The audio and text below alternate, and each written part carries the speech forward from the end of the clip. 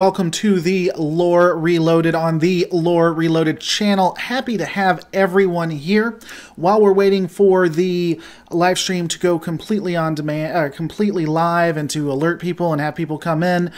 Just want to let you guys know if you're watching this video on demand.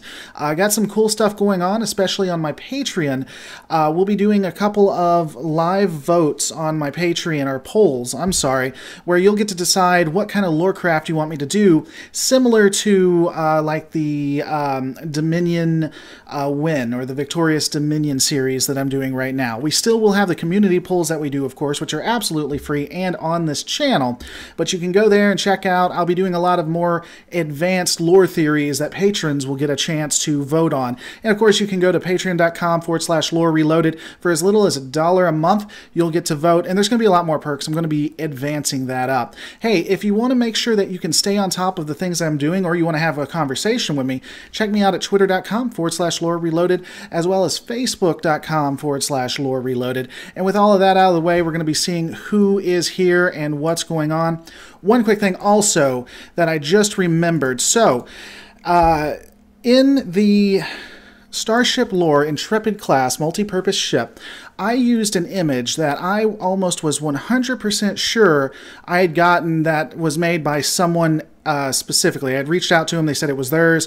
They said I could use it. Turns out that they did not actually make that. That was made by a person by the name, well, a company by the name of Neon Visual. So if you go to the Starship Lore Intrepid class multi-purpose ship at 223, I use an image that was made by Neon Visual. That was my fault, my mistake. I sincerely apologize. I didn't mean to do that. But we've agreed that it's fine in there and there's no hard feelings on either side. But if I do something wrong, I definitely want to point it out and get it out there. So my extreme apologies, and I will do a little bit better when looking for images and things of that nature. But that's not why you guys are here. You guys are here to see what we think about Star Trek Discovery Vaulting Ambition. Of course, I have Anti-Trekker, who is now one of the more popular YouTubers because he was able to be on Boofire 191. So basically, we're here with an E-celeb. Anti-Trekker, how you doing today, sir? I am here. Well said, well said. How'd you like, on a scale of 1 to 10, told you I was going to ask you, on a scale of 1 to 10, how did you like this episode? Scale of 1 to 10, I'm going to give it a 2. A 2, really? Wow. Yes.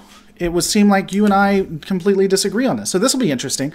Also, guys, I do a morning podcast called Lore in the Morn, and I'll be delving more into it on Tuesday, where we'll get into some of the more fun aspects as well. But as you know right now, we're going to be doing a step-by-step, scene-by-scene breakdown, giving our opinions, seeing what's going on. Now, for me, I would put it more at probably a 7, maybe an 8, but I wouldn't call this an actual episode. I would call it a prologue.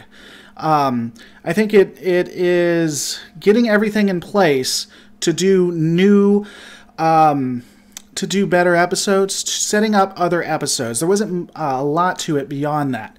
But going into the first scene, we're going to be taking a look at the shuttle, and I wrote down some notes. But the thing I really enjoyed is that there were really good visuals. I think you and I agree on that wholeheartedly.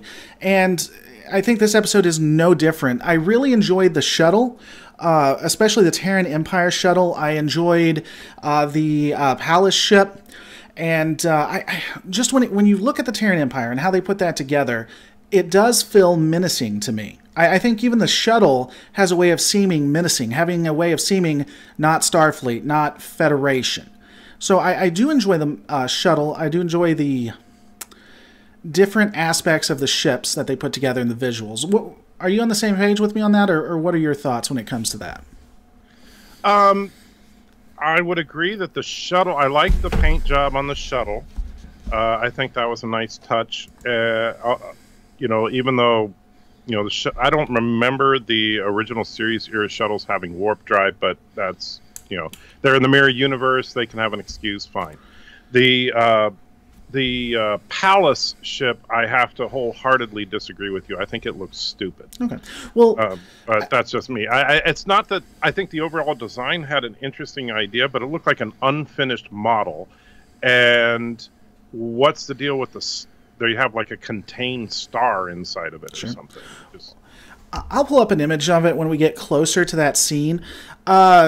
the contained star, yeah, I didn't understand that. I will agree with you there, but overall, again, I think that it is supposed to be the anti-Starfleet, the anti-Federation. I think it does that very well. And I think that the visuals really prove the differences between the two. And I don't know, it just... But the only thing I'll say about the palace is that it did remind me of like an actual palace. I think that's probably what they were going for, but that has more of a... It almost had a Star Wars feel to it. The ship. Well, not just that, but here's the thing, and you may disagree with me on it, but the mirror universe concept in all of its prior iterations is that the mirror universe, everything in it is the same as the Prime universe, except twisted in some way. So, you know, the USS Enterprise is the ISS Enterprise, but they have the same design, the same basic capabilities and everything. The ISS Shinzo obviously is identical to the USS Shinzo, except for, you know, paint job here and there and stuff like that, and the agonizer booths and stuff like that. However, the Palace has no counterpart in the Prime universe, and I think it felt out of place. They should have gone to a starbase or something like that, and in fact, what I think would have made more sense would be to have her on the Defiant. So, by the way, when it comes to warp drive and shuttles and things like that, in the Next Generation Deep Space Nine, shuttles definitely had warp drive. I forget if the original series. I forget if the original series had it, or I forget if it had it in Enterprise either. I honestly don't remember. Enterprise, definitely not. In the original series, they never had a shuttle going to warp. Shuttles were only used to go from the ship to a planet. And in the first time we actually see a warp-capable shuttle was in Star Trek The Motion Picture. However, it was a shuttle attached to a warp sled, which allowed it to travel at warp. Alexandra Sandu says, Lore Reloaded, so what's the prognostic? Is Isaacs out for season 2, or do we get a good Lorca? So that's my fear. I really, really like Lorca, and I hate that they may be getting rid of him. By the way, spoilers. Saying that now, I hate and I have a fear that they are going to get rid of him. I also have a fear that they're going to take either make Saru captain or keep Saru the XO and make Michael the captain. I think they might try to find a way to do that, and I think that would be contrived, and I think that would be unfortunate.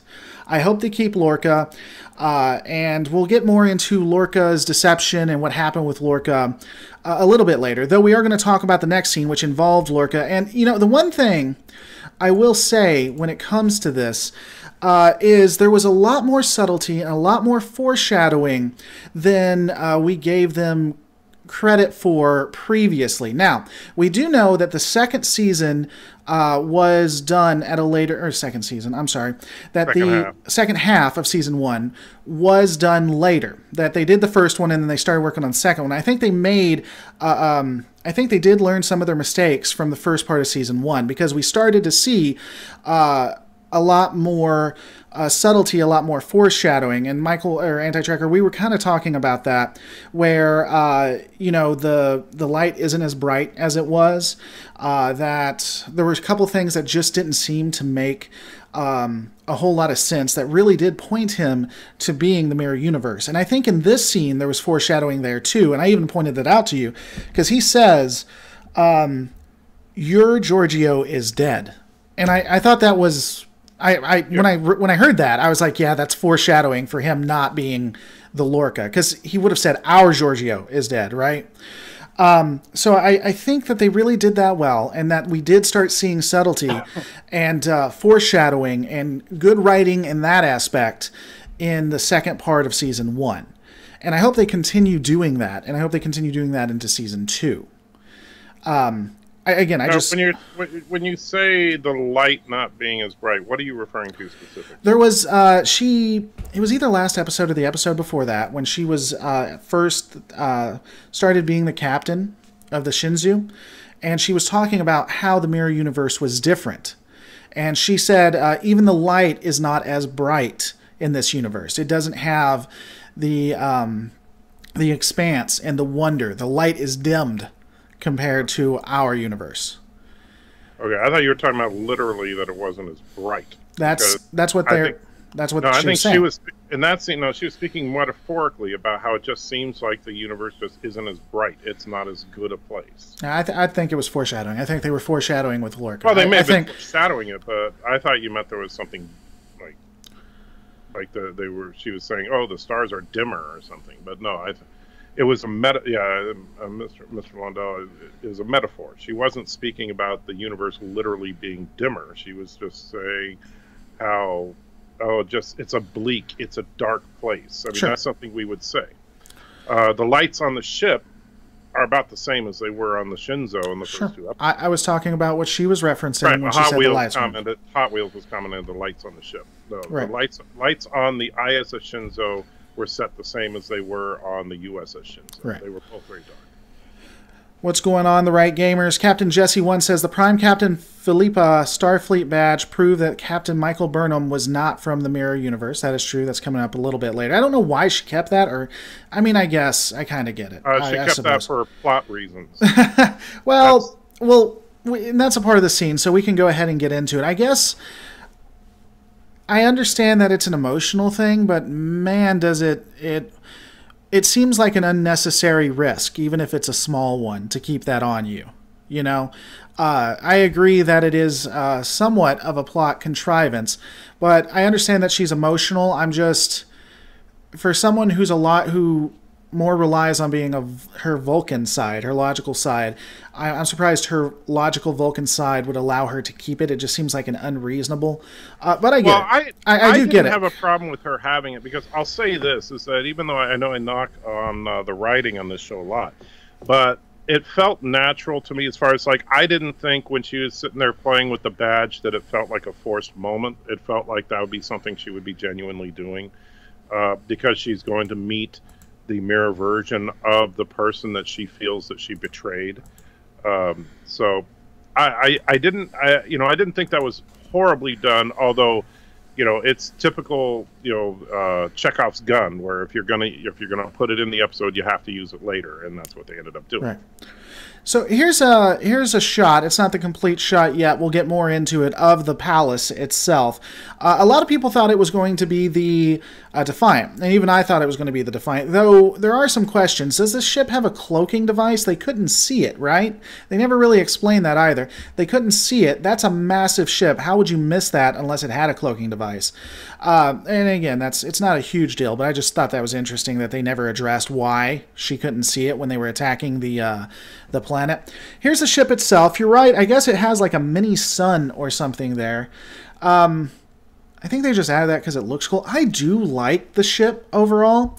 I will agree, now that I'm looking at it again, the star doesn't seem very, or whatever that is, seem less Trek.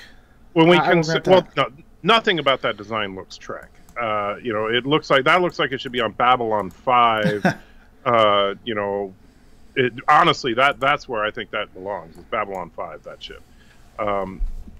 The reason it kind of irks me a little bit is the fact that everything else in the Mirror Universe is a direct counterpart to what we have in the Prime Universe. The technology behind that palace ship is unlike anything we see on any other starship. You know, there's no deflector dish, there's no warp drive, nothing about it looks like it would be a Federation ship. Technological heresy, says Paladin Demo. I'm not sure exactly what Paladin Demo is referring to, whether it's something you said or something I said, but I don't know. You said it doesn't look like a Star Trek ship, so it's technological heresy. Mr. Londell J says, I thought the Imperial Palace as a ship was totally stupid. She should have been in Kickbutt Palace on Earth. And then Von Miller says, but it's not a Federation ship, anti-tracker. So right. here's my anti-Federation ship. Everything, and this is something a lot of people don't get. Everything the Star Empire has, the Federation has. They're opposites. I don't necessarily disagree with you on that. The one thing I do like when it comes to the ship itself is I think it does a good job of imposing. I think from a Sure. I keep using the word settle, but I don't want to say that. From a I don't know, from the back of your mind, a subconscious is what I'm looking word. It shows the overarching reach of the Terran Empire. It's very it's very massive. It shows how powerful the Empire has become at this point. Unlike when we see it in Mirror Mirror, and definitely when we see it in Deep Space Nine, or Enterprise even, it has a way of communicating that this is the Terran Empire when it's at its prime, which is what I think it was trying to do. Before I let you respond to that, though, Adari T says, complaining about the dumbest things ever. This is not the channel for you if you don't like where we're going through on this. So if you don't like that, you're not going to have a good time. We do break down things. We give our own opinions. And yeah, we're going to be pedantic at times. Welcome to the Lore Reloaded. Don't forget to rate and subscribe. But, I mean, I think that it does a good job from a subconscious point of saying, hey, the Empire's at its prime. Look what it can build. And you couldn't see that from any Empire in the Trek universe. Not necessarily Federation. Let's remove that. Do you think that it could come from any Empire that you've seen from the series? Nothing in the Alpha Quadrant. Okay. I mean, actually, you know what? The closest thing that it looks like is the Doomsday Machine. Yeah, I can kind of see that. Yeah. Honestly, because the Doomsday Machine has a glowing, almost sun-like core in the center, a big mouth opening. I mean, it but the design, obviously, the external design aesthetic is completely different. Sure. But that's the only thing I can think of from classic Trek that it looks like. Right. Yeah, again, I think it's somewhat imposing. And size-wise, it's about the right size, too, for what we see in the trailer for next week's episode. Right. What did you think about all of her titles? Overlord of Vulcan, something for Andor, too, just when they were naming it off. Did you enjoy the little back canon there, necessarily, or did you think it was unnecessary? It was all right. Didn't bother me or anything. I mean, that seems like that something that an emperor would do, although she should be called empress, but that's a whole other thing. That still kind of irks me because Hoshi was empress, not emperor. But hey, whatever. They change things just to change things on this show. Vaughn Miller says, at Lore Reloaded, do you think that the Augustus title of Emperor Georgiou was a confirmation that the Roman Empire never fell in the Mirror Universe? That's a common thing. There is deleted scenes in Enterprise to make you believe that the Roman Empire never fell, and that the Terran Empire is actually polytheistic. I do think that that is a nod towards the deleted Enterprise scene, and I do think that it inadvertently does confirm that the Roman Empire never fell and it continued to expand and be what it is. Some people have also said that World War III, or no, I'm sorry, World War II or World War III or both never happened, which is why they never got empathy for genocide. So yeah, I mean, I like that little nod to it. I thought it was very interesting. The titles, like you said, I think I like it because it is something that they would say for an emperor, so they are kind of pulling that together. There's a lot of things this episode does right, in my opinion, but I do think it's a prologue. So No Stripe asks, and I think this is more for you, even though he said my name, what if it had looked like a large version of the Dreadnought from the second Abrams universe? Would that have been better?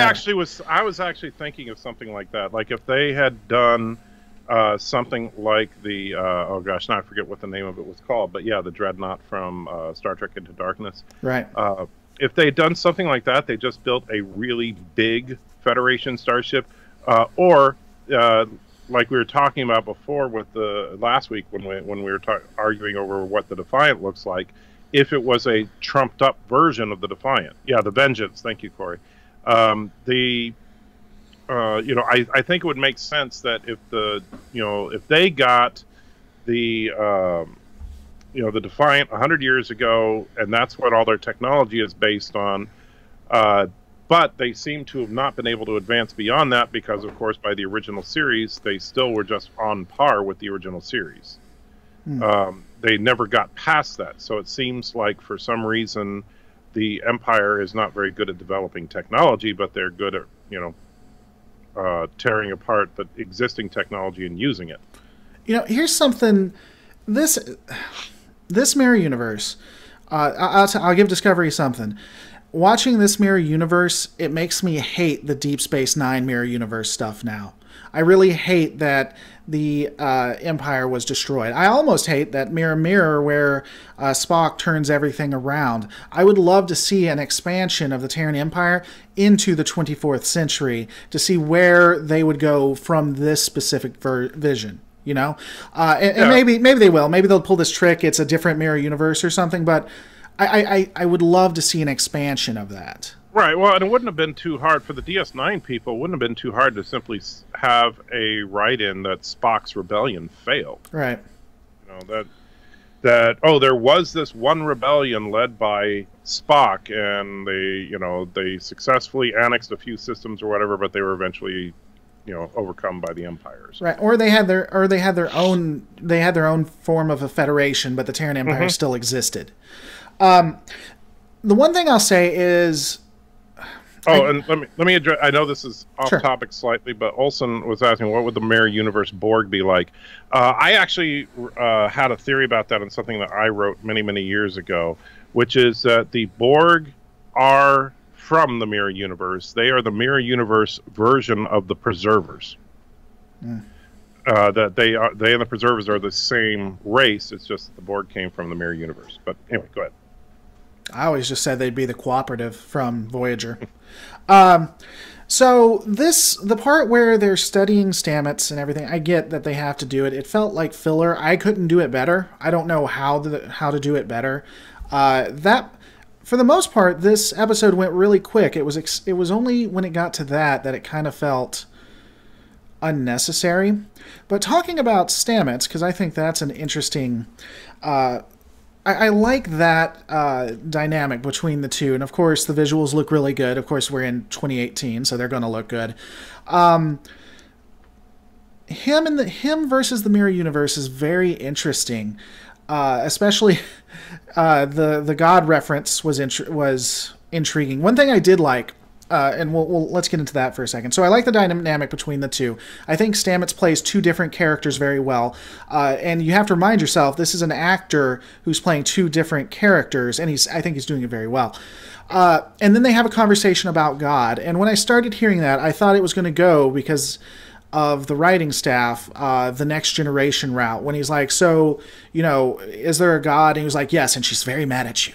And he's messing with her, of course, messing with him, of course. And then he says, well, you're not dead, so I don't know if there's a God or not, or who knows.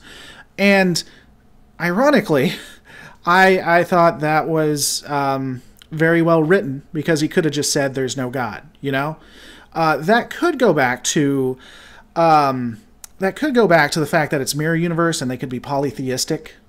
But they didn't. He didn't.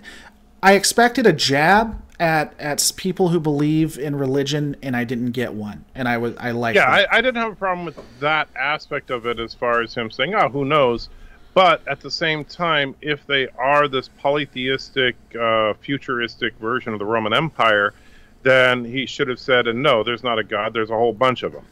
Sure, but maybe he doesn't believe. I don't know. I mean, maybe he's on the fence. He's a scientist, right? And generally, the accepted concept is a lot of scientists don't necessarily believe, or at least that's what goes on. So maybe that's where they were going with it.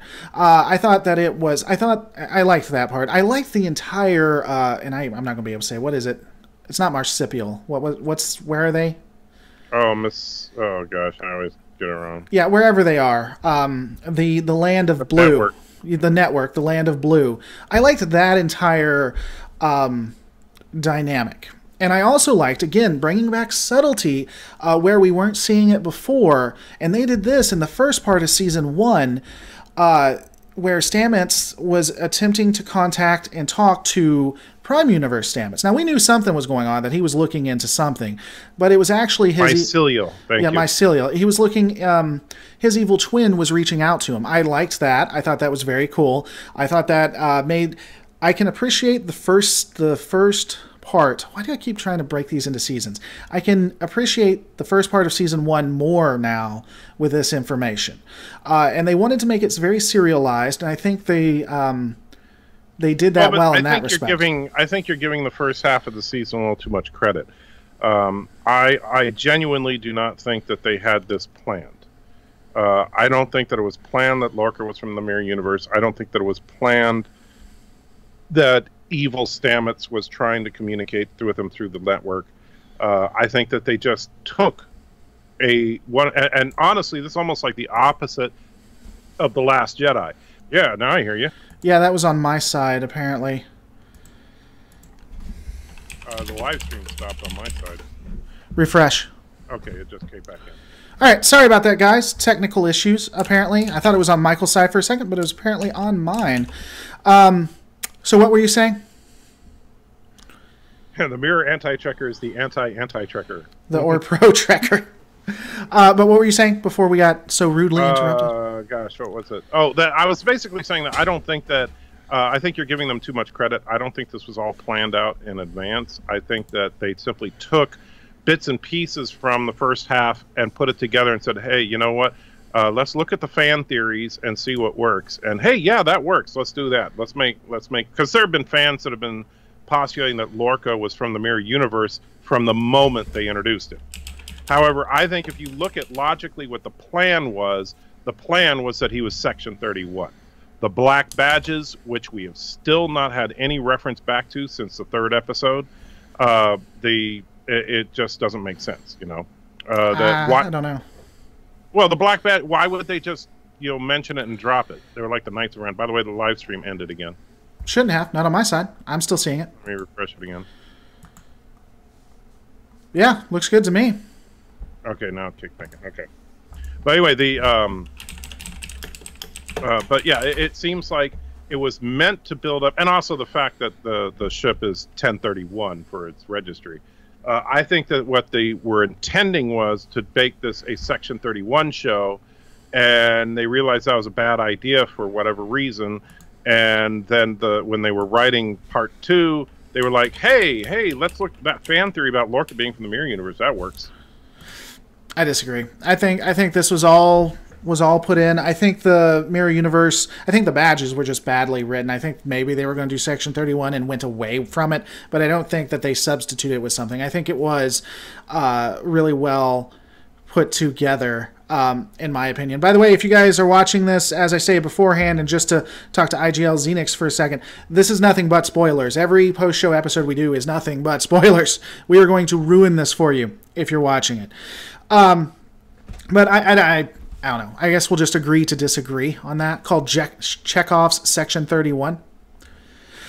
So let's go in. We already talked about the other scene a little bit when it comes to her being at the throne room. Again, I think it's done very well. It is gaudy. It is opulent, but I think it does show the Terran Empire they're trying to bring up, that this is the Roman roots really, I think, is a good way of explaining it, because they were very opulent. They did try to conquer everything, and they had just jewels and wonders and things. I really think they did a modern age Roman Empire, the more I think about it, and I think that is done well from that point. And I enjoyed that, where they discussed, and she had all these titles, and she was looked at. I know you don't like Empress necessarily, but overall, I think the throne room scene worked. I think that it was well done. I think that it felt pretty good. I didn't have a problem with it, and I also like the payoff of her choosing one of those 3 and then finding out later what she was choosing it for. Yeah, and we're going to get into that. I thought she was just choosing another slave, is what I figured, as a gift or something, which is what they wanted to do. Alexandra says it feels like Anti-Trekker's just looking for a anti-reason for everything. Although, hey, I just agreed with him on the throne room scene, so shut up. So yeah, one thing. So he can't be that. Well, I also agreed with you on the visuals of the shuttlecraft. Von Miller says the Roman theory is much better than Space Nazis. Completely agree. Completely and utterly agree with that. So, as you said, they chose the Kelpians, which I thought was very interesting. And I think what was intriguing in that is that she chose a Kelpian that reminded her of Saru to a degree. Yeah. I kind of felt like the Kelpian she chose had the mannerisms of Saru. Did you get that too, or was that just me?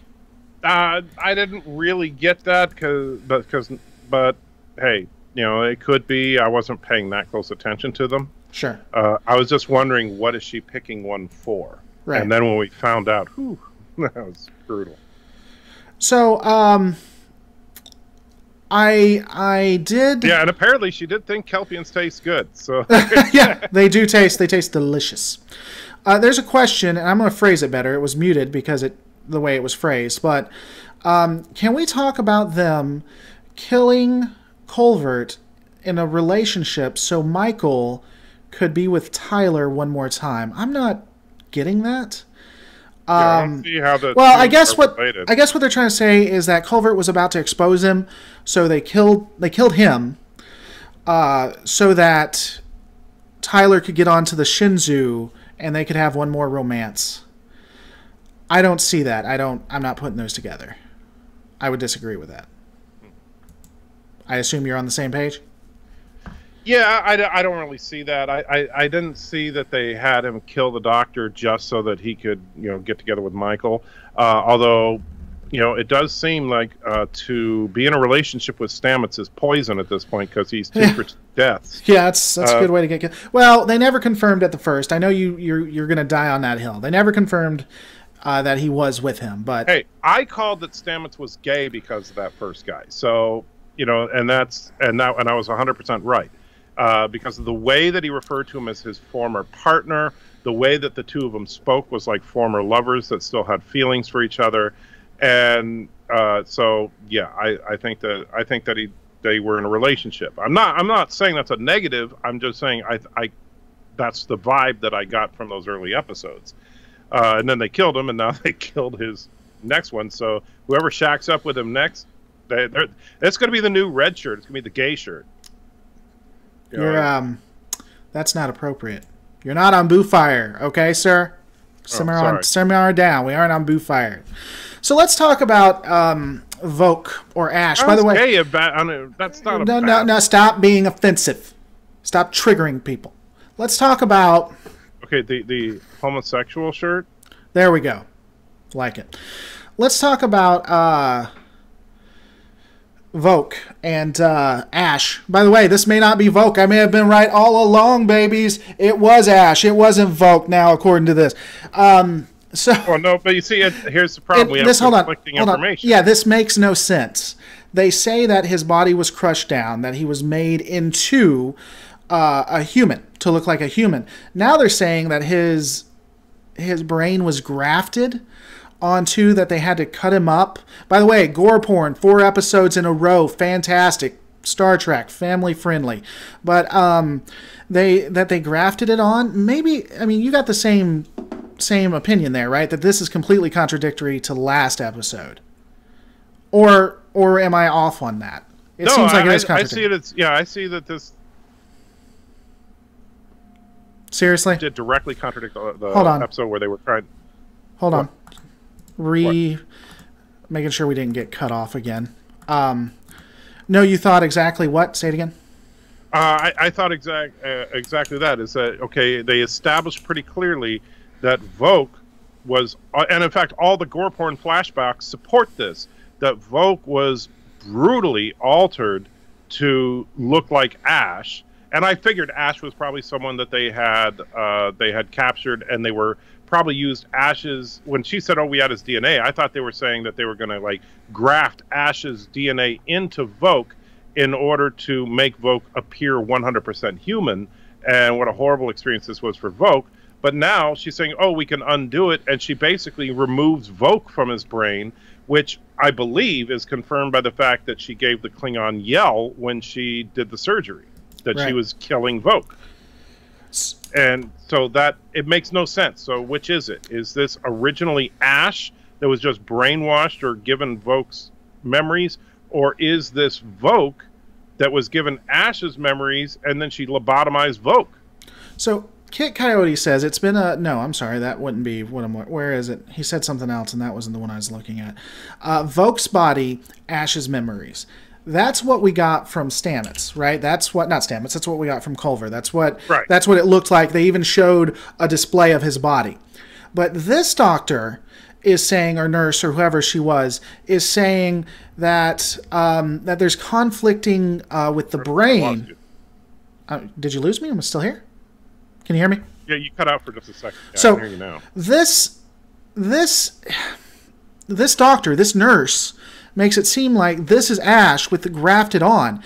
I'm sorry, maybe I'm misunderstanding it, but even the what's her name, the female Klingon, she says he sacrificed his body and his mind was put into Ash. We captured Ash and we put his mind. Right, but then why would you crush and reshape all of his vital organs and all that? Never comes up in this episode. Right. Never comes up in this episode. So I don't know. Rick says Lore Reloaded sounds like he needs a safe space. I'm not sure who we're talking about. Are we sure? Safe space. I don't know if he's talking about you or someone else. Are we? Maybe he thinks I'm anti-gay because I was. Or maybe Voq needs a safe place. I don't know. We sure L'Rell isn't lying? See, even if L'Rell's lying, the nurse doesn't know. The nurse is saying the same thing that L'Rell is. Klingon facehuggers beware. That's what happened. It was a Klingon facehugger. It's problem solved. Yeah. All right. No, they're saying Voq's body was molded to look like Ash. They killed Ash and used his body parts and memory. All right, so... Wow. So, this has never been seen in... they just clone or do other things. This has never been seen before. So, they took Ash, they cut him up, they took his body organs and put them into Voq's. But then reshaped Voq because he had a Klingon skeleton. Yeah, that seems like a lot of work with not a lot of payback. Yeah, it's not making much sense to me. But, hey, we'll see what happens in the next couple episodes or if they ever mention it again. Sure. Corey2000 says, at lore, it is canon for people to possess others like Bashir and Kes were by a criminal and a warlord. Sure, it is completely within canon for people to possess other bodies to their consciousness to override the consciousness of others. It is not canon for them to take a person, a being, slice that being open, take out all of his organs, put the organs into another being, also take his memories, and put those memories into another being. That has never occurred. But there has been overriding of consciousness. That I will agree with. Yeah, so that's a little odd. All right, so now we got back to Lorca. Lorca is, of course, getting tortured to the nines and back. Not really a lot to add to that. He has a tolerance of a king, by the way. If he's... No, remember, he's given some... he's given a nerve deadener by... Sure. No. I get this. It still looks like it hurts, by the way. And she said it wouldn't take it all away. But I'm saying he gets done here, and on the Shinzu, he was getting it done 24/7 too. And he didn't get a nerve agent for that. So yeah, I don't know. In the IG video, you said it seems like a primitive Klingon version of what they did to the spine tribbles, but the problem is that primitive Klingon version is only 10 years earlier. Sure. You know, we're not talking about, oh, this is 150 years. No, this is 10 years before that. But yeah, go ahead. So, maybe they did it to make Tyler to look like a Klingon spy as misinformation. I mean, it's possible. It's possible they could write it around and say it was Tyler the whole time, that this entire thing, they did that. They put all of these images into his mind, that it's really not him, or... I don't know. It's possible. So then we have the scene between Georgiou and Michael, which was pretty interesting, pretty tense. I think that it was very well. It was very well put together. I felt the tenseness. I'm going to stop for just a second because Rick Van Burr said, Laura, when you said Anti was being offensive, he was being funny. You needed to be a safe space. Sure. Either I was joking with him back and limiting because my channel has more PG feel to it than most others, but mostly joking with him, or I need a safe space. Whichever one you want to decide. Back to this conversation. It felt really tense. It was put well together. These actresses did amazingly well in this. I think Michael did really well in this too. Even though I think her actress, what is it? I forget her name. Soniqua, I think. Oh, by the way, I'm not really a good person. I'm not really knowledgeable if I forget the actress's name. I think she generally comes off very wooden. And this actress can really act. I like her in The Walking Dead. Have you watched all of The Walking Dead? No, I haven't seen her on Walking Dead. Okay, she is, and she does amazing in it. It's like looking at two different people. Yeah, this is the only thing I've seen her in, and you know, I've heard people say how great she is, but based on this, I would say no. But again, you know, that also, and this is something people don't understand a lot about actors, is that only a small portion of how good a performance is just based on the actor's inherent ability. You have to have a good director behind it, right. And the problem is the producers and showrunners of this show are trying to make Michael so perfect that she has to be perfect. It's much, or she has to be so wooden. It's much like in many movies, and I know you don't like getting into religion and politics and stuff, but many movies that try to portray Jesus. Well, you can't portray Jesus as a good character because he's supposed to be perfect. Right. And so you can't have him have any genuine good conflict, right, where the acting would come out. And the same problem here is with Michael. They're making her girl Jesus. Well, and I think that they don't... something that I'll notice that is common for Trek is that they don't do well with Vulcans, depending on your director. Because I think that a lot of directors and a lot of people will look at Vulcans and think that it's straight logic, there's nothing there, it's emotionless. And when you look at the original series, I would not use those concepts for Spock. I think that there's more to it. It's a lot more nuanced, and it's not wooden. And I think that she's getting, based on The Walking Dead, I think that she is getting bad direction. Because in The Walking Dead, it's good. I enjoy watching her on The Walking Dead. Back to this, again, I think it was well. Again, that you get the spoilers. They're actually eating, what is it, Kelpian? Saru. They're eating Saru, Kelpian. And I liked the back and forth, and I think that it was really cringeworthy, and you could really tell, again, good acting, when she has to cringeworthy in a good way, you gotta say. Yeah, when she had to eat one of his, whatever they were, his antenna or whatever that alerts them. I mean, did you have any issues with that scene? I thought that scene was done well, and Georgiou felt dangerous, and Michael felt like she was trying to toe the line, and I thought that was done well. Yeah, I actually, you're talking about when they're actually eating, that scene? Yeah, when they're eating and, you know, the back and forth, I know you're betraying me, you tried to kill me. We'll get into that in a second. But before that... It wasn't too bad, all in all. You know, although the fact that she gagged on the ganglia once she realized what it was would have been a dead giveaway for Georgiou. I mean, sure. But hey, other than that, yeah, I think the scene was pretty well done. Apparently I'm a racist for calling all Kelpians a Saru.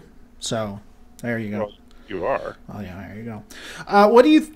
So, here's one where I started having a little bit of an issue. Again, Dear Daughter, we get the fact that she took her in. It wasn't the Prophet who took her in, which is interesting. It makes sense to me. But I think they tried to, again, going back to a Michael Sue. And I would like to see what the chat says. For those who don't know...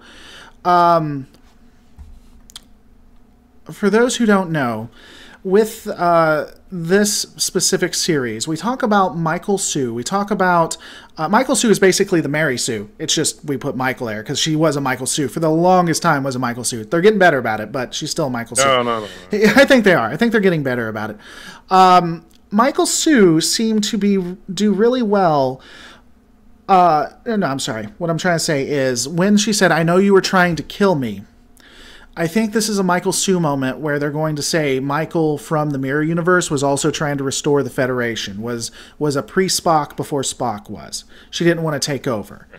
I think that's where they're going to go with it. What are your thoughts on that? I think that's a Michael Sue moment, definitely. If that you remember when we first started, you said this episode you would have given it a 7 or 8. I gave it a 2. The only reason I gave it a 2 is because I don't think it's as bad as some of the other stuff we've seen from the series, so I couldn't give it a 1. Sure. The thing, and again, it's not point for point. If you take any one scene, I'm not, oh yeah, that wasn't too bad. Oh, that wasn't too bad. But they're doubling down on the whole Michael Sue thing, and that is just really pissing me off. Since you brought up I was going to say this till the end, but since you brought it up now, I'll talk about it now. So yes, they are absolutely not only making Michael a perfect character, they are making her so perfect that her evil version is still good. That her evil version is just as perfect as she is, because she was going to be the beacon of light, or she was so evil that she was going to take over the Empire herself. One of the two. But they're basically doubling down on her perfection. So now she's perfect in both universes. Lorca was madly in love with her for whatever reason. Georgiou loved her. Everybody loves her. Everybody respects her. And remember, I said when they first got in the Mirror Universe, wow, it seems like she's right at home because everybody worships her. Well, turns out good. So she's loved by all the evil people, even though she's the one good person in the whole universe. And so for that, I just wanted to if I were the one, if it wasn't for the fact that I come over and mooch off of you to watch this show, I would have canceled my CBS subscription. Well, I think you're going a little extreme on it. I do agree. I think they make her a little bit too, if not perfect, they make it a little bit too much about her, which is funny because every time we talk about this, which is funny because every time we talk about it, it does stir the hornet's nest. You got Joseph Bryant here. She is far from perfect. What are you on about? Your complaint about Michael Sue are the most ridiculous complaint I've ever heard about this show. And then Adair AT is, yeah, I mean. But that's the thing. Every time people try to say, oh, so she's far from perfect, she's conflicted. Every time she's conflicted, it's just her literally saying, I'm conflicted. She never has any conflict. She never struggles with anything. I mean, yeah, you see her looking at the comm badge of her former captain, and she has that sad moment. Oh, she's conflicted, but then she does everything right. Even though most people would, as soon as she said you're eating a person, most people would not be able to take another bite, no matter how hard they tried. She can manage to do it because she's just that good. And not only that, but then when she's busted, she manages to talk the Empress into letting her live. No. And it's like, come on. You're too extreme, Mike Anti-Trekker. You and me, we're the extreme ones in this entire discussion, in this entire we're the extreme ones. Like everything you just said, she's going to talk her way out of it. She's going to make peace with the Mirror Universe, and we're the extreme ones. Yeah. Oh man. God bless you. God bless you, chat. I love you so much. Thank you. So yeah, people want to sit there and say, "Oh, she's not perfect." She's a superhero. What's wrong with that? That's like people that argue about in the Star Wars thing with Rey. Oh, Rey's not perfect because she's naive. Yeah, basically the way they write it is she's naive, so she trusts and loves everybody, and everybody loves her, but she does the right thing all the time. No, that is not a flaw. Okay. Yeah, so Alexandra Sandru brings up a good point, and I think we're going to talk about this towards the end, but we'll go ahead and talk about it here a little bit. So is Michael going to team up with Emperor Georgiou to defeat evil Lorca, thus getting closure on Prime Universe Georgiou? I think that is exactly what's going to happen. I think that that she is going to infect the Mirror Universe with her ideals and make it better before Spock gets a chance to. But we don't know. So we have another Stamets back and forth. We're going to go past that because we've kind of already discussed that. Nothing more would have done. The thing with the Stamets and Stamets thing, with the good, evil Stamets having their conversations, I liked. But the one thing I just want to say on the Stamets thing, I didn't like that he ended up saved by the power of love. I disagree completely. Let's wait till then. Let's wait till then. I completely disagree. It's one of the few times I think a romance works in a sci-fi. No, I'm not saying the romance didn't work. No, I'm just saying we'll get to it. How did the Doctor even get there? We'll get to it. We'll get to it. Don't worry. So here we have the interaction between those two, and I love Philippa or Georgiou, the actress and the character. Both, anytime she's on screen, I feel like this is a dynamic character, that this is an in-depth character. I like that the Empress, feels like she does actually love her daughter, but she's going to go out of her. She has to do what she has to do. She's with these ideals. I like how she handles stuff. It seems very Mirror Universe. Like you said, Michael comes out and she says, "You know what? Hey, the gig is up. I'm actually from the Federation, and I'm from Starfleet, and will you please not kill me because I need to get out of here." And of course, because she's such a good talker, she talks Philippa into it, versus Philippa just killing her and then taking the rest of the Discovery crew, taking the Discovery crew hostage or taking them as prisoners to find out more how they got there and then to invade the Prime Universe. But she's like, you know what, you're right. I like how she took that, whatever that is, from, it reminded me of Guardians of the Galaxy, where she just throws it and it kills everybody she wants it to. It felt very devastating. It felt very dangerous. I liked the character, and I liked that thing, even though it has a Guardians of the Galaxy's feel. Well, actually, that was one of the few things as far as... I like to complain a lot about the continuity problems with this show, but that actually makes sense. She killed every witness that heard them talking about the other universe, and so that only the Empress and a select few know about the other universe, which makes sense because why wouldn't Kirk and Spock know about it in Mirror Mirror if it was common knowledge? So I thought that was actually a good move there as far as the writers. Right.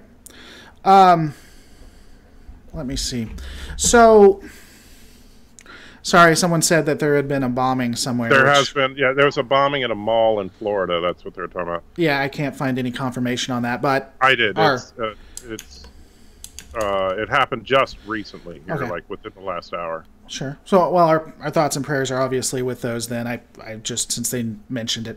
By the way, if you're watching this too, don't forget to like. There's 135 people watching and only 20 likes. Or if you don't like it, just down thumb it. I want 120 of whatever. But yeah, we'll keep watching that too, just to see if there's anything else, even though this is a Trek thing. We'll keep watching a little bit more. Your down thumbs are shooting up now. Oh man, I don't care. Whatever. It's, yeah, whatever. You like it or hate it, I don't care. Like it or thumb it down. So, we get past that scene. I also liked... I thought it was a little funny. I didn't laugh at it, but I thought it was funny where she was like, whoever she's talking to, random extra, can you keep a secret? Do you want to be in charge of something? Clean this up. It's like, oh yeah, okay. I would too. I'd be like, well, you don't even have to offer me to be in charge of anything. I'm all for that. Was there anything else when it came to that scene back and forth that you wanted to add, or not really, per se? Well, other than the fact that, from what we've seen of the Mirror Universe, if it was known, because obviously, we know how barbaric the Mirror Universe is, how ruthless they are and everything, and now we find out because, that at least the upper echelon has known about the other universe at least for 100 years. And they've, the Defiant was there. Now, one thing I haven't looked up, and it'll be interesting to see, and I want to actually check this out while I'm talking. Well, while you're looking that up, again, we're gonna. This ties right into it. I want to take a look at where a couple things take place. While you're looking that up, again, the show is more focused on Trek, which is what we're going to do. But just for those who are interested in it, it looks like there hasn't been any confirmed fatalities or anyone was hurt. So I was able to find something on that. So while you're looking at that up, Mirror Discovery may not be in Prime Universe. It has no spore drive and had left the area when USS Discovery arrived. But they did say that Mirror Stamets was messing with and corrupting the network. Right. So I do think that he had something to do with it that at the same time. So yeah, they may have not been doing spore drives or anything like that, but he's definitely messing with it in some way. Yeah, I found the information I was looking for here. Sure. Because I wasn't sure the episode order. Mirror Mirror was Season 2, Episode 4. The Tholian Web, which is when the Defiant disappeared, was over a year later. And so it was a late Season 3 episode. And so, well, not late. It was Season 3, Episode 9. But it was over a year later, which means...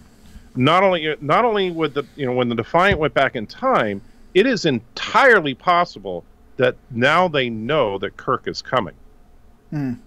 Because if the Defiant's logs have all the Starfleet records and Kirk talks about it, now why would this be important? Because that could be how Lorca got there. Because they would learn from the logs of the Defiant that under the right circumstances, a transporter can beam you to the other universe. Sure. And so I think that's how Lorca might have gotten there.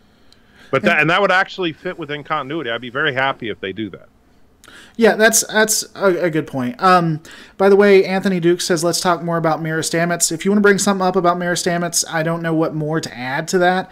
The interaction between them was good. Hey, so shouldn't Mirror Stamets be straight? Yeah, I was wondering about that too. I honestly, I was, and I expected him almost to say something like that. Was like, "Oh, you're into guys," or like confused. Yeah. Which would have been fine. I wouldn't care, but they probably ignored that just because you know the hell that would have brought on him. Let's talk about Saru for a second. Yeah, that could be why Spock's rebellion would fail. That's another good point. Sure. So we could totally get rid of the Deep Space Nine crap. All right, go ahead. I don't know that I like Saru as a captain, but I think he is showing very captain-like qualities. I don't know that... Let me rephrase that.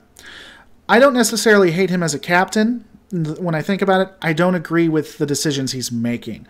I do think that he's coming into his own, because a part of his arc was he wasn't sure if he could be a captain, if he could handle it. And it seems like he's being confident, he's making decisions, he's doing what he thinks is best. Especially when you see him talking to the female Klingon. He's like, you got to help us. That he's suffering. We can't figure out what's going on. And she continues to refuse. And he says, okay. And he beams Vulcan. And he says, now you get to watch what happens. Thanks for your time.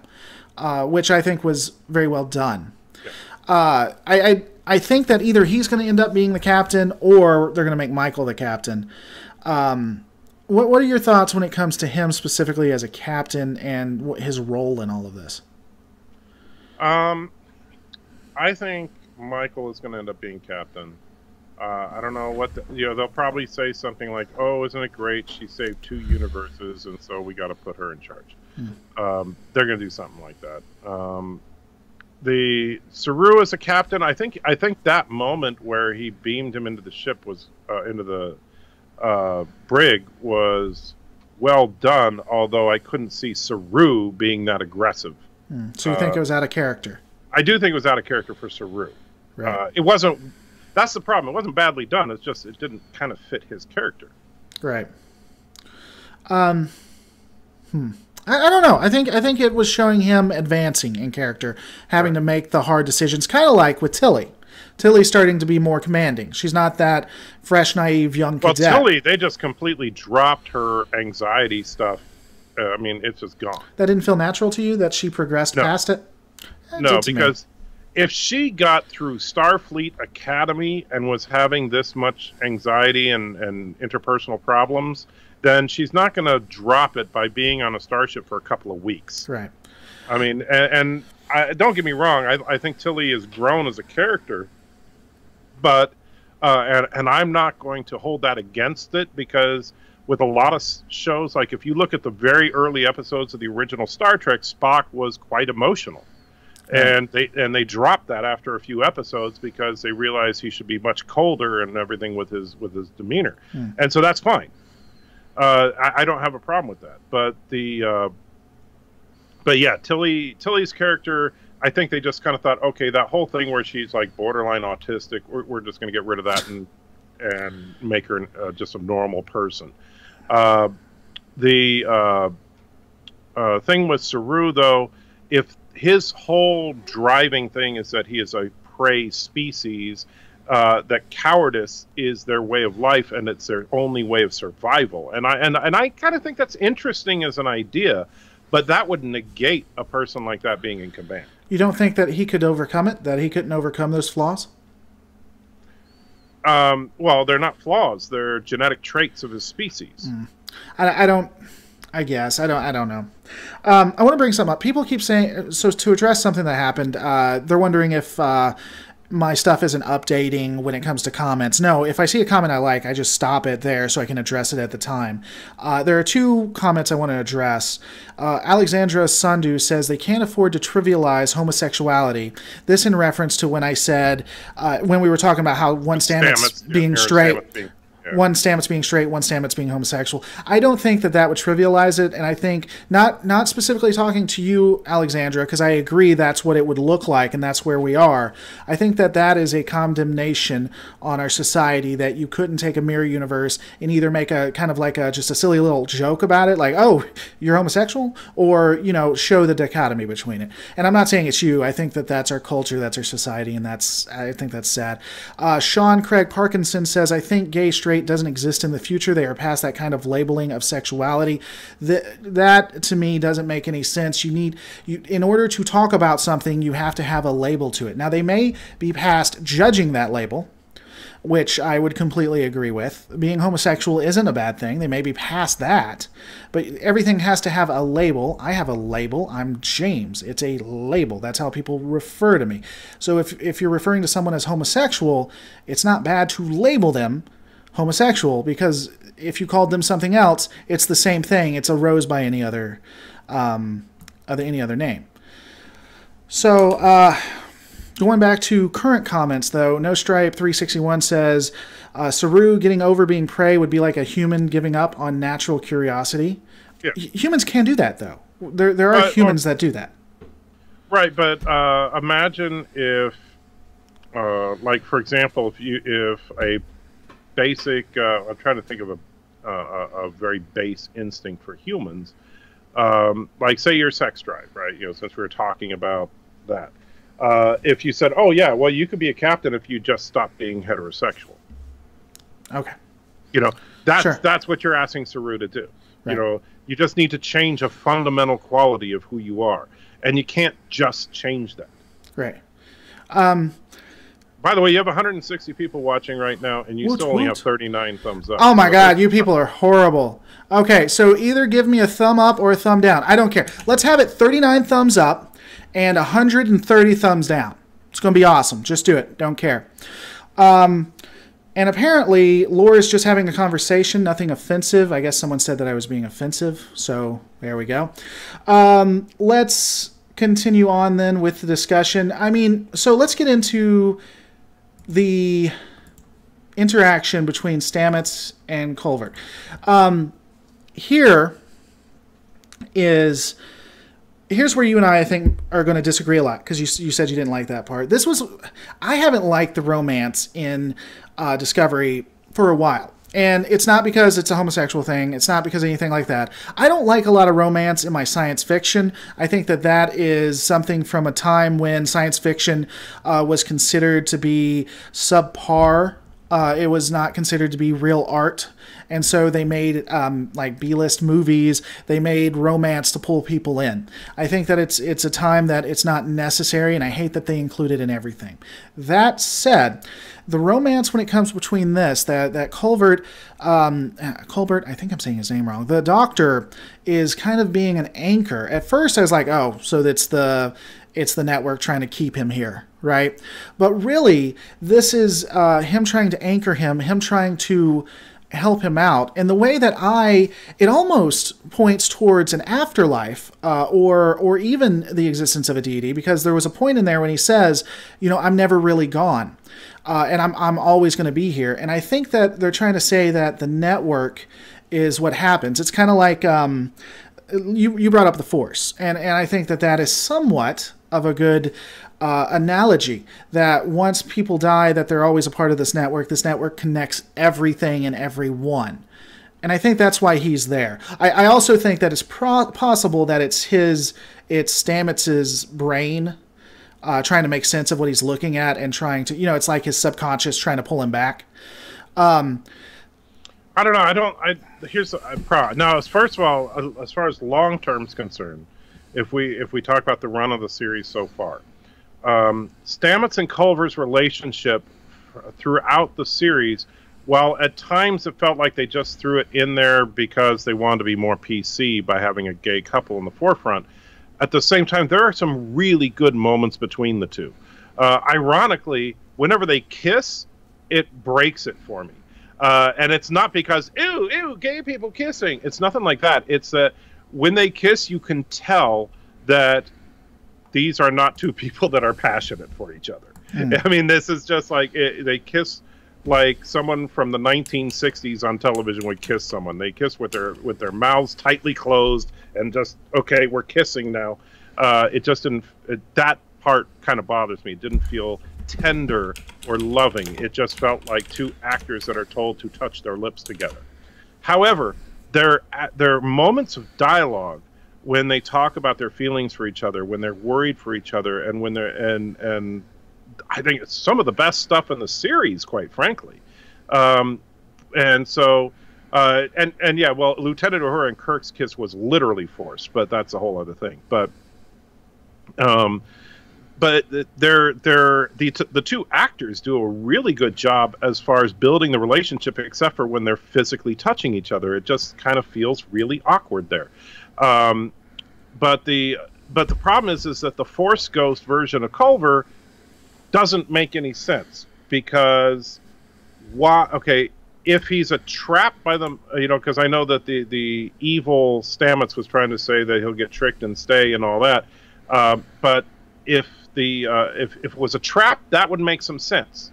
That would actually make sense. But it's not a trap. It's cliche. I don't mean to interrupt you, but that would be cliche to me. Well, but I'm just saying, if it is a trap by the Mycelian network to try and keep him there, that would be a logical trap to set, because that's the one thing Stamets could not possibly resist. However, this Culver told him stuff he didn't know. And so it seems like it's genuinely the lost soul of Culver, but then why isn't every person who's ever died there? Why isn't there more? Why should the whole ship should be full of people? Culver's not the first person on Discovery to have died. I think it feels like there's not enough of an explanation there as to what is Culver. Is he a ghost? Is he an echo? And you were saying he's a projection of Stamets, but then he's telling Stamets stuff that Stamets doesn't know. I mean, Stamets could. By the way, the corruption thing. Yeah, I know, but I got to comment on the Zen monk comment. Well, they are really gay. I don't know what the sexual preference of the two actors are. If they're gay, great. If they're straight, great. But you know what? Chemistry, physical intimacy as an actor, this is coming from someone who's done a lot of stage acting in the past, it's a very difficult thing for a lot of people. And one of the most difficult things for actors to pull off is a genuine, tender, romantic kiss, because especially if that person is in a relationship with someone other than the person they're acting with. But and yeah, that's my thing. I mean, it doesn't matter what the sexuality is. There's plenty of heterosexual relationships in movies and shows that doesn't feel real. If there's no chemistry when it comes to that, there's no chemistry when it comes to that. It has nothing to do. This goes back to the fucking society we live in, man. Guys, it's okay for us to have an issue and say there's no chemistry between them and it not be offensive. It doesn't matter what their preferences is. They're not good actors when they kiss, and that's all it is. They could both be female, they could both be male, they could be female and male, they could be transgender, and neither of them, they could be non-binary. Doesn't matter. Now, moving on. Click. Anything else to that you wanted to add beyond? I mean, no, I do. The other thing I'll say is I do like that, even if it doesn't make sense, it's cool that Stamets got to relive for a second the part of his day. I did like that connection. He's like, this was the favorite part of my day, that he got to say goodbye, I guess. Right. I did like that. But this is a hater homophobic review. Yeah, because we are so... Who said that? Yeah. This is a hater. Videos. Oh man, if you think that, you are not going to have a good time. Please, I tell you what. Let me do this. No, I'm not going to. You can leave if you want to. I was going to ban him, but now it's. But fine. Yeah, but like what David just said. Yeah, they're both gay. So what? But yeah, there's no passion there. There's no. And the funny thing is that when they're talking to each other, there clearly is. You know, that's the problem. Is that they're so good when they're having those tender moments. Like when they're sitting there next to each other brushing their teeth, they feel like a couple of guys that love each other.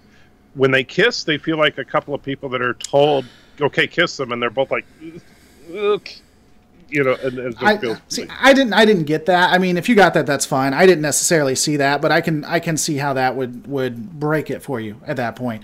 I do like that he got closure. I do like that he remembered seeing him, dying and stuff. And I think that, I think that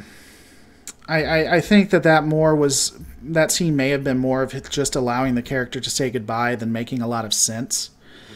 But again, so that was that scene. I thought it was good for the romance and everything. I can see why you might not like it. It does leave a lot of questions. I think maybe it almost hints that there is an afterlife, and the reason why he sees him and not everyone else would be because of the connection they have. Like, again, we don't have enough information.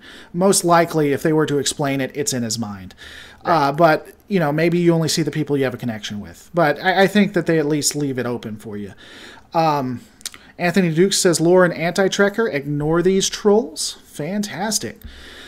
Please continue, guys. If you don't like anything we're doing on here, please continue to comment and downrate and stay and watch, because the more watch time I get, the better the channel does. So if you hate us, please continue to watch us. It's doing the best thing for us. Going to the next part with the conversation between them. There isn't more to add to this, honestly, in my opinion, when you have the dichotomy back and forth between Georgiou and Michael. It doesn't add a lot more to it, in my opinion. I don't know. Is there anything in the conversations else you wanted to add to that? They go back and forth. She talks about how the Federation infected or infects or whatever. Right, which would be all the more reason that she would just immediately lop off her head. Yeah, that was my point too. That's what it felt like to me too. If she's so dangerous, and maybe she's going to do that turnaround. Maybe as soon as the Discovery gets there, she's like, all right, now I know where the Discovery is. Thank you very much. Time to do your execution. And Clark, just want to point one thing out. They're saying, maybe it's a generic kiss to get past the CBS censors. This is not aired on the CBS network. They have had, and on the show, they've dropped the F-bomb twice and have had nudity. So, yeah, that's not an issue. I'm sorry, Corey, and I don't take this wrong, Clark, but they show female breasts, full female breasts, and gore porn 4 episodes in a row. I don't think they're worried about a full-on kiss. Anyway. Then we continue moving on. The more I think about it, a lot of this episode is just a rehash. The first part of the episode, rehash, and guess what? This fan theory was right. No, guess what? This fan theory was and right. they rehash what we've seen. Like they set everything up in the first part, and they rehash. We have another conversation with Georgiou and Michael. Nothing more to add to that. Then we have another conversation between the female Klingon and Saru, and it's effectively the exact same thing.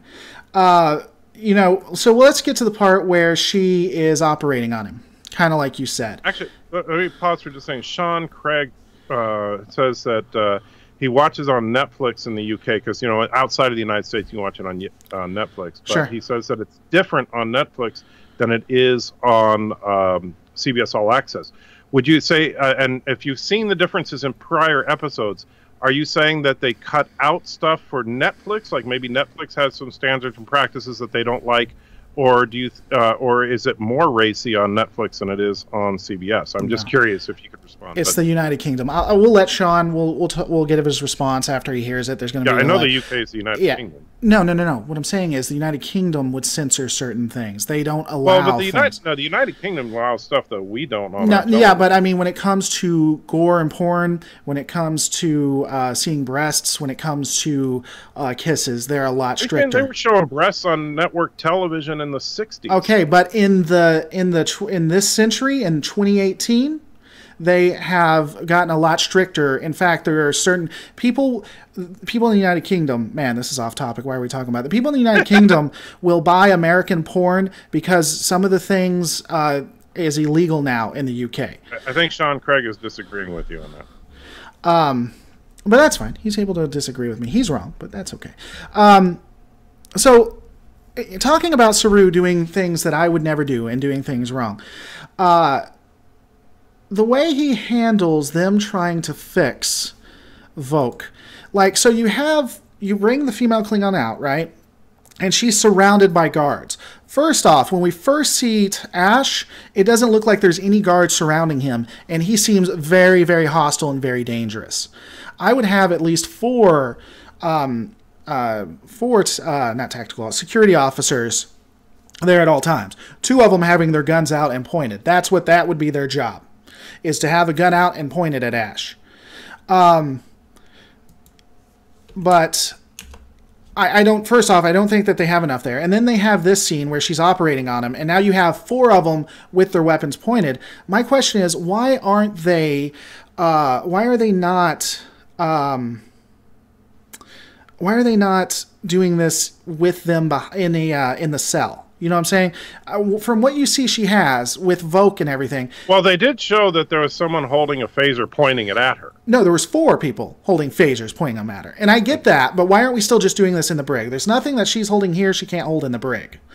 It just seems like unnecessary. She has 4 people. Maybe for the sterility of sickbay, or so that the other doctors can observe. I mean, you could come up with a couple of reasons, but I mean, the fact that they have guards there, I'm okay with that. Okay. Although I think it's what I want to know is, why does she have her Klingon surgical gloves with her? Did she just happen to pack that in her day bag when she got captured? Maybe they had them on the ship. Why would they have Klingon surgical equipment on the Discovery? Are we convinced that they are Klingon? Did she say they were Klingon? Was there something I missed? She didn't say it specifically, but if you look at the gore porn flashback, she uses them. And so those are the same gloves she has on in the gore porn flashback. So it makes no sense that she would have them. Maybe she expected this to happen, or maybe she'd need to do. I don't trust her. I think she's killing Ash, if you ask me. I don't believe that for a second. I think she's killing Ash. Well, we'll find out. When Ash wakes up, he's like, "Roof, roof, no," they won't know. And then Saru just pulls out a phaser. We tried. Here's a good question. Why are they trying to save Ash? What advantage keeping him alive? I don't know. And Josh also pointed out, and I agree, is that she did the Klingon death cry, and so, which is funny. That's like one of the few things from Trek that they actually seem to respect on this show. Right. But I caught that too. But I don't know. I think that they're messing with him. I don't expect Ash to be restored. I just don't. Sean Craig says all episodes on Netflix are between 47 to 55 minutes long. Woot. By the way, guys, we're up to 188 at 190. This is by far the most I've had so far. So shout out to you guys. Thank you so much. They're still not thumbing you up or down. Yeah, that's what I'm saying. It's unfortunate. Ash, only a quarter of viewers have bothered, but that's all right. Probably because they think I'm homophobic or something stupid like that. Well, you are. Okay. All right. So was there any more to that you wanted to add, or not really? I mean, again, it feels like the more I talk about it, now that they just rehashed part of the episodes. Yeah. Well, like I said, this episode wasn't even an episode. I mean, it was a half of an episode that was just a couple of vignettes about, hey, here's a setup for something, and here's a couple of fan theories that we're confirming are true. What about the just wake up thing? How'd you feel about that? When he's like, you're in a coma, just wake up? Yeah, I hated that. Okay. I told you, he was saved by the power of love. And I thought that was cheesy and silly. because so all he had to do was realize he was in a coma and just wake up. Well, the other Stamets knew he was in a coma the whole time. And when good Stamets wakes up, evil Stamets wakes up at the same time. Why? Right. Because one went in before the other, so right. So why did they come out together? That didn't make sense. And their whole thing was evil Stamets was trying to have good Stamets figure out a way to get out. Well, if the way to get out was just to open your eyes and feel the power of love, evil Stamets can't do that. Right. So now it doesn't make sense. Right. So now we're towards the end. So going back to what we were discussing beforehand was, Michael Sue, which again makes people mad every time we talk about it. She figures it all out. That Lorca is evil. She puts it all together because she's Michael, and that's what she does. Even though everyone else has put it together before her. I didn't like the fact that Michael did it necessarily, but I do like how they piece it together, how she starts going through it, and you see the back and forth. I thought Are you talking about figuring out the secret of Lorca? Yeah, when she's talking to Georgiou, she's putting it all together. Yeah, but then I have a big problem with that. Sure. What's your big problem? Lay it on us. My big problem is that Georgiou then confirms that the one physiological difference between the Mirror Universe people and the Prime Universe people is that they're sensitive to light, right? Which is why Lorca's been treating his eyes all this time. Which, okay, except that we've seen the Mirror Universe in, 4 or 5 different episodes, and nobody has had an aversion to standard lighting. Okay. We've seen episodes in the Mirror Universe that take place 100 years before this. We've seen episodes in the Mirror Universe take place 10 years after this and 100 years after this, and nobody is like, oh, turn down the lights.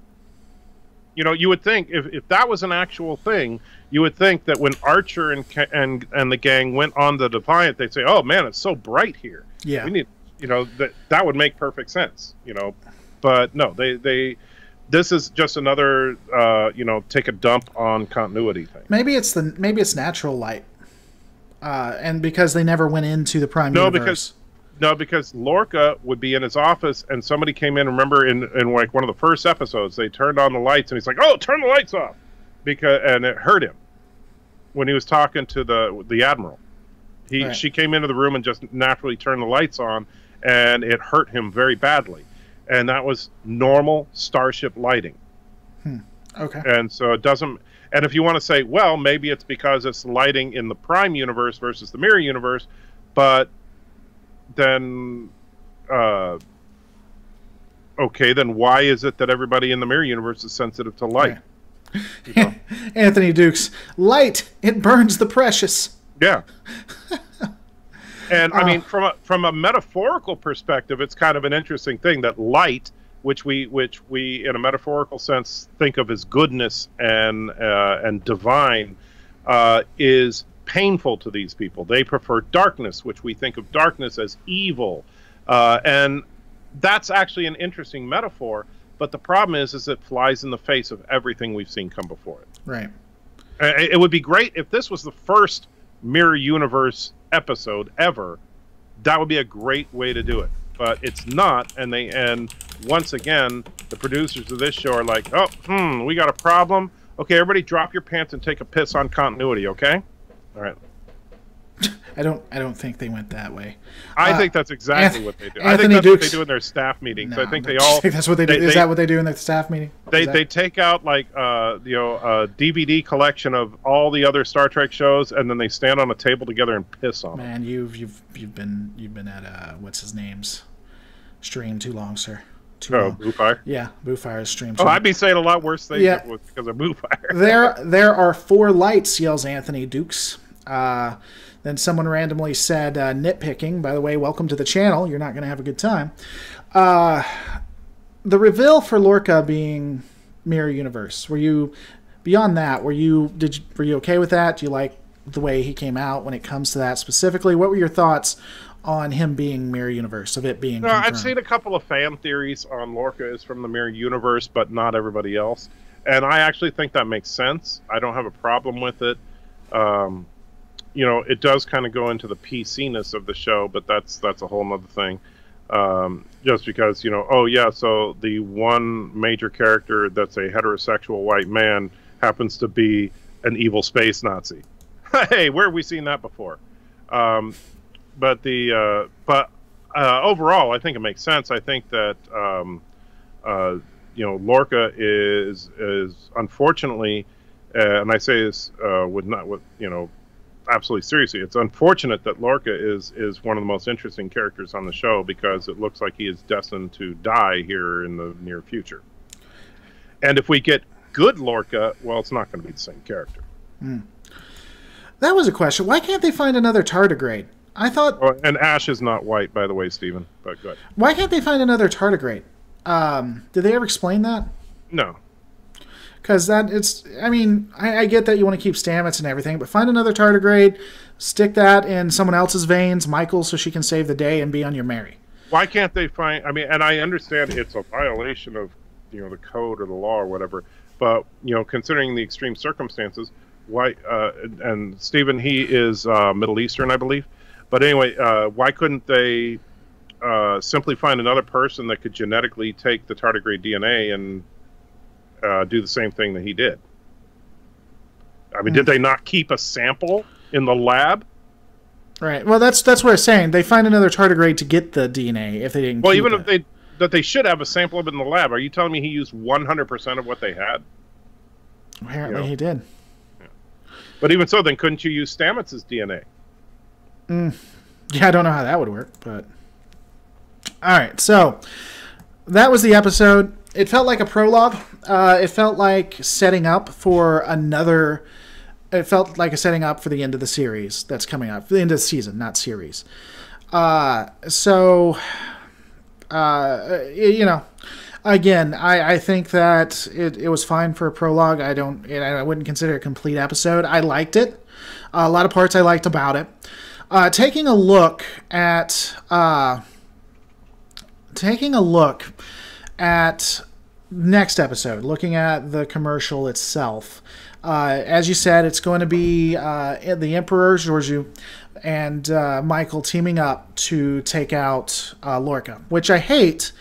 And I hope maybe the good Lorca comes up, or they find another way to keep Lorca, because I like Lorca and I don't want Lorca to go away. But I don't think so. I think we're going to see. I think Isaacs is going to be done after this, and I hate that because I like Lorca. My predictions are kind of like what we discussed before and what you said. I see Michael and Georgiou teaming up to defeat Lorca. I then see Michael having an impact on Georgiou, and thus starting to change and infect, as she says, the entire Terran Empire. What are your thoughts on that? Yeah, I think that. Well, I think that obviously Georgiou and Michael, because Michael's so awesome, are going to get Lorca, and then again because Michael's so awesome, Georgiou will allow her to go back to the Discovery, or Michael will outsmart her, and Discovery will escape because Michael is awesome. Right. And so, and that's why my problem with this episode again is not the individual moments, the acting, or anything like that. It's the fact that it feels like the show is stumbling back towards its Michael is awesome, and how can we be more politically correct? And granted, maybe I'm being paranoid. Maybe it's just this episode. We'll see where it goes for the rest of the season. I hope it doesn't go back to that, because I think that the show, as it moves away from that, has done much, much better. And we'll see. Yeah, I didn't see that in this episode, and I hope we don't see that in future episodes, and I hope they keep Lorca. They find a way. I'd love him to somehow stay captain. I honestly would. No, I thought something would happen. Especially, remember, Michael knows he's from the Mirror Universe now. Right. And so she knows the guy is a space Nazi. Now, granted, she should have figured it out because he's a white heterosexual male, but the fact that he's a space Nazi now confirmed, all she'd have to do is tell the Admiral, and say, hey, this guy's a space Nazi. That explains his PTSD and everything. And so yeah, I mean, it did good explaining all of that. I agree. Welcome C for Chewbacca, who just found this channel. Don't subscribe if you like what you see. Simmons8519 says, calling it, Lorca kills Georgiou. All right, guys, so we're coming up towards the end. We're going to be ending it fairly shortly. Is there anything else you wanted to ask or some opinions you wanted to press us on? Let me know. And we can go from there if there's anything else that we want to push, or if we're just going to be ending it here. Richard Muir says, at Lore Reloaded, dude, this guy is going to get you in trouble. Not sure how Anti-Trekker is going to get me in trouble, but I'll stand by him any day. But if he gets me in trouble, I can always use it against him at some point. If they go back to the original battle, Shinzu would not have been destroyed. Michael's still first officer of that ship. Will they explain how he gets over to Prime? Yeah. I said that I think if they do it well, which they've done some things well on this show, and so I think that if they try to honor the continuity of the series, they'll say that he found out from the Defiance logs that using a transporter under the right circumstances can get you across universes, and I think that's how he did it. Right.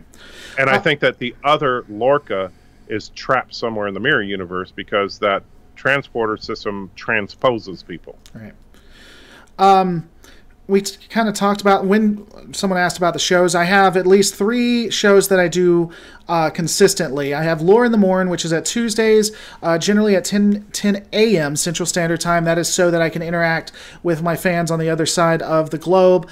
I have the Geek Breakdown, that is 9 p.m. Central Standard Time. I have my Star Trek Online series that I do on Saturdays at 9 p.m. Central Standard Time. And I have the show that both Anti-Trekker and I co-host 9 p.m. Central Standard Time, though that will be changing in about 6 weeks or more. We'll give you more information on that later.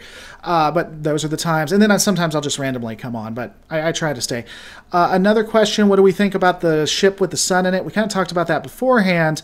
My Anti-Trekker didn't like it. Says he kind of breaks. It doesn't look like a Star Trek ship. I agree. It doesn't look like anything we've seen before. And what I do like about it is it shows power. From a psychological point, when you look at that, it shows that the Terran Empire is powerful, that it's vast, and that it's evil. And I think it gets across the point that it was supposed to. I don't get paid to play Star Trek Online. No, I don't know where that came from. Anything you wanted to add to what I said, Anti-Trekker? Well, as far as the ship question is that, yeah, I thought it looked horrible. I think the design looks like it belongs back in Babylon 5, quite frankly. Here's an interesting question. Would you rather have them go back to the Prime universe or be unable to return and have to jump to other verses? Neither. I would say have them trapped in the mirror universe forever. That'd be interesting. I would rather see that, because then, and in fact, that could be a setup for a longer term show, because then they could eventually figure out that their only way out is to wait until the Enterprise shows up, right, or until Kirk and Spock show up, and then they could use that ion storm and the Halkans to try and get back, And granted, that's 10 years away, so that would give them plenty of time. And in the meantime, they're going to try to, survive in a hostile universe. Doesn't that mean they lose the war in the Prime universe, though? Kirk's showing up. He'll save the day. Who cares? All right, guys. Hey, cool thing before we end it here. Tomorrow I'll be doing Starship Lore on the Defiant, which I'm looking forward to. And I've partnered up with Eaglemoss. The way this works, I don't get any money from Eaglemoss or anything like that. But what happened is they sent me some very cool models to take a look at with some background about the models. In fact, here is the Defiant right here. I'm ridiculously jealous of you for all those models. And, I'll be talking more about that, but I'm going to be breaking down. If you haven't, look at my Intrepid episode. These models are pretty cool. I really like this one. It's not as awesome as the XL, in my opinion, but it is pretty cool, the breakdown and everything, and I think that they are finely made. I'm looking forward to that. Don't forget to rate, comment, and subscribe. Oh, who won the contest? I forget his name. I already sent him a message. But yeah, I was doing a contest where I sent one of these out. But don't forget to comment, rate, and subscribe. Guys, I am going to see you on the next Lore Reloaded, and next time we go live will be on Tuesday. So can't wait to see you there. Definitely check out all of my series, and check out the Anti-Trekker. After this, I'm going to put him in the description and in the top right, where you can click on his name. Go check and subscribe to him, though now he is an e-celeb, a superstar. He was on Boofire's 191's stream, so check him out there. And with that, I think we're going to be on our merry, Anti-Trekker. I think we're going to be on our merry. You know, you can call me Michael. I can't call you Michael. It's not okay. It's not good. It breaks it.